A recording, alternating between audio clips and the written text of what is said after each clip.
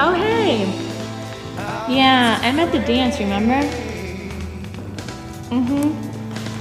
Yeah, the red one. It's great to stay in touch. Yeah. Is dancing with your date really the best time or place, though? You might be a whiz at manners, know which fork to use when, and always open the door for others. However, you can't leave your good manners at the dinner table or doorstep. We now have the greatest tech options. They make keeping in touch faster than ever and lots of fun. Computers, cell phones, and other communication devices come with instructions, guarantees, and special calling plans. And they also come with a new code of etiquette. That's right. In fact, manners gurus are writing new chapters for their etiquette books. So let's write our own chapter about technology manners. The official title is Netiquette, Network and Etiquette. And since we're dancing, we'll get in step with the latest trends. Dancing is fun. You're pretty good at it. I'm getting better. Totally. Do you want to get even better? How? We're going to start a dance club at school. We're going to learn all the dances that they do on TV. Everyone's going to try it. I'm going to go learn. Come on. You think they can teach a klutz? You're not a klutz. You just don't know the steps yet. It's the same with anything new, including manners for technology. You learn to dance the tango, waltz, salsa, or swing by following the steps. You learn netiquette by also following steps. As the dancers set up and run their dance club, they'll use technology to keep the group running smoothly, and they'll pay attention to their network manners as they S. Surf the internet, T. Text message, E. Email and instant message, P. Phone and take photos, and S. Socialize on networking sites. They'll cover all the steps. We need to let everybody know about the dance club. The dancers will use technology to check ballroom dancing websites, email the link to their friends, create an IM group to talk about their activity, text message each other for quick updates, call on their cell phones for longer chats. They'll even snap photos of dances with their cell phones. And they will learn to use the new manners that have developed around these communication options. They take steps to get the Netiquette Edge. The need for technology manners started with surfing the internet. I'll check out the dance studio website and anything else I can find out about ballroom dancing. Ooh, and I'll check the computer at work, and I'll use the one in the teacher's aide office. You're so gung-ho. You gonna write a term paper about our dance project? Now there's an idea. When you log on to your computer, almost everything you want to know is at your fingertips. And just about everyone you want to contact is too. You may be the friend who finds files of great information, plus fun videos, photos, cartoons, and jokes on the internet. So how could that be a problem? First, think about whose computer you're using. Avoid being like the user who signs up for time in the school's computer lab, then when her session is up, stays online oblivious that others are waiting for a turn. Certainly, using your work computer for anything other than work duties is not courteous. In fact, it could get you fired. Did you know that companies frequently check employees' computer history? They do, and most employees would be embarrassed to have their site searches revealed. On the other hand, in private life, it would be rude for you to look through a friend's computer history. Downloading huge amounts of information to another person's computer is also something that doesn't make the Good Manners Handbook. Hey, I found some great stuff on here. I'll make copies for everyone. Respecting another person's computer also goes for their printer. 8 packets of 25 pages is, 200 copies. That's wear and tear on a printer that's not yours. In fact, an office store could charge 8 cents a copy. You probably don't want to cost somebody $16. Maybe you decide it would be cheaper and easier to email the information. And since you're emailing, you'll send twice as much. These dance jokes are great. There are people who like to forward everything they pull up. You probably know a few. But before you hit send to 50 of your friends, consider the size of the file. Filling someone's inbox with large attachments can clog up their email. Check with your recipient for an OK before you flood their computer. We should wear costumes for the different dances, don't you think? My aunt can help us out, don't you think? Yeah. What'd you say? Costumes? Technology has helped people become great at multitasking. Text messaging is one of those time-saving options. It's a fast way to send a message. Plus, it's fun to keep in touch anywhere, anytime. On the other hand, texting is also a quick way to irritate other people. Thankfully, there are some manners tips that can help you text and be polite at the same time. There's a time and place to text. One time not to text is when you're having a conversation with the person next to you. Give your fingers a time off when you're supposed to be paying attention to something else, like a class or a talk with your parents. Another time to turn off the text is when you're driving. It's actually more dangerous than rude. If you know all your friends' schedules, you probably know when they are free to get your messages and text back. Make a point to contact people only when it's convenient. I couldn't sleep last night, so I texted Jason for 3 hours. He didn't text me back. Jerk. Maybe he was sleeping. Oh, maybe. Just because you have time to text, other people have other lives. Don't expect an immediate reply. There is a reason that the official term for text messaging is short message service. It's supposed to be short. A mobile communication expert says stay under 160 characters. Otherwise, your message may arrive as several different texts or may not get through at all. For the times you have a lot to say, email or call. SMS is for casual contact. Text to say you're going to be late, the meeting place has changed, or you're bringing a friend. Definitely choose another way to ask a person for a date, to solve an argument, or break off a relationship. When you have more to say than a text message will handle, you probably use your computer to email or instant message. There are also netiquette manners that apply to these functions. You've gotten email jokes that have been forwarded from lots of people. Whether the joke is funny or not, exposing other people's email addresses is not. With identity theft on the rise and viruses always a threat, you want to protect your friends' privacy. As a courtesy, block out the names and addresses of people you're sending emails to. Enter their names in the BCC field. BCC stands for Blind Carbon Copy. Your email software can guide you to create a list of undisclosed recipients. Did you hear about the email from the woman who gave a bad review of her date? She meant to send it to one friend, but accidentally sent it to everyone in her company. Her coworkers thought it was funny enough to send it to all their friends, and soon it was circling the globe. How would you feel if that happened to you? Embarrassed for life. This example shows that what you say and who you send it to can have consequences. Big consequences. When you get ready to write an email, there are some courtesies to consider. What are you writing about?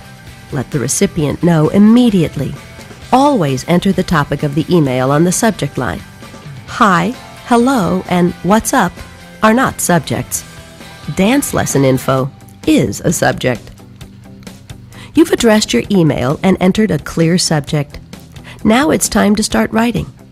Always begin with a greeting. Hi, Beth, or Dear Company Rep. It may seem stuffy, but it's polite. Plus, you will be expected to use a greeting in a business situation. So, you want to start with the electric slide or the salsa? Dude, I can hear you. You don't have to shout. You wouldn't shout at your friends. Did you know using all capital letters is considered shouting in cyberspace? And caps are harder to read than upper and lower case. I'm an artist and my emails show it. Creativity is a good thing, but not for emails. Colorful backgrounds and type are distracting. So are wild fonts. Plain may seem boring, but it is polite and a lot easier to read. It's also good manners and a good habit to use a closing, such as sincerely or best regards. Through the years, you'll send emails to teachers, professors, coworkers, and bosses. Before you hit send, always spell check your message. Email is great for thank yous. When I was in middle school, my mom made me hand write thank you notes to everybody for everything. Now with email, all I do is just write one, send it out to everybody, and it's done. pretty cool. Cool? Not exactly. A quick email does not replace a handwritten note on actual stationery. That's one thing all manners experts will agree on. And a note isn't just for gifts. Did a person give you an interview for a term paper? Did you meet with a company representative about a summer internship? Thank them with a friendly note in an envelope with a stamp. I get it. Write a little letter and make a big impression. Absolutely true.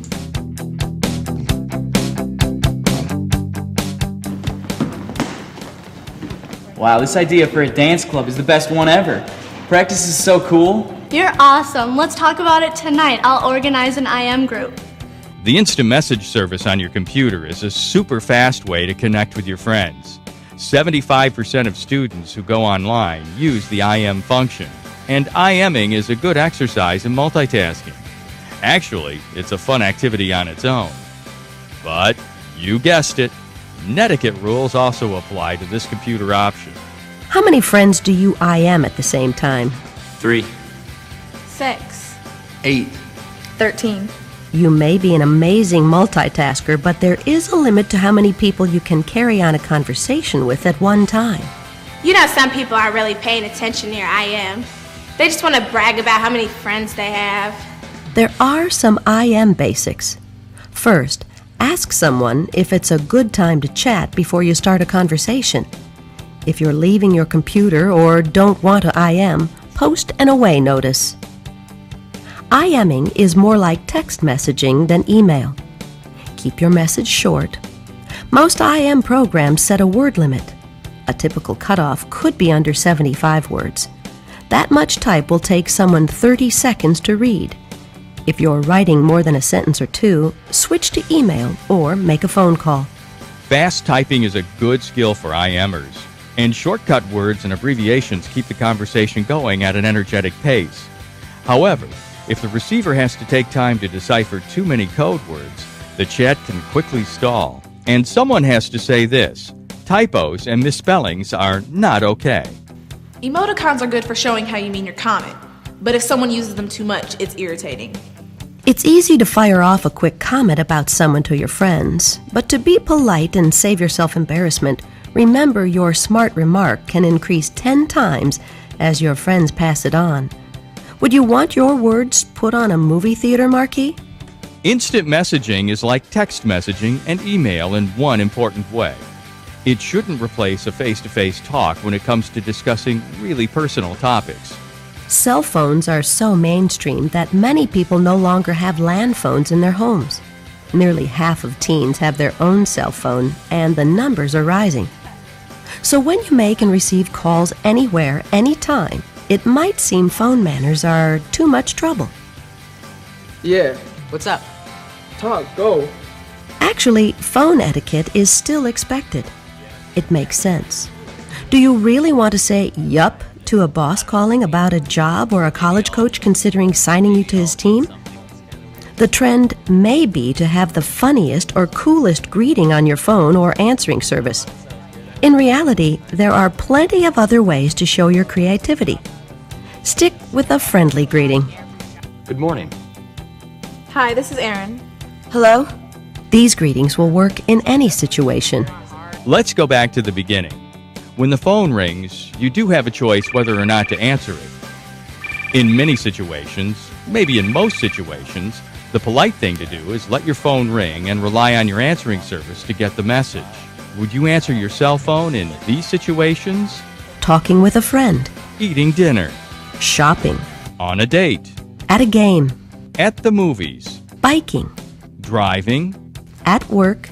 In the restroom. In the shower. Talking with your parents. Dancing.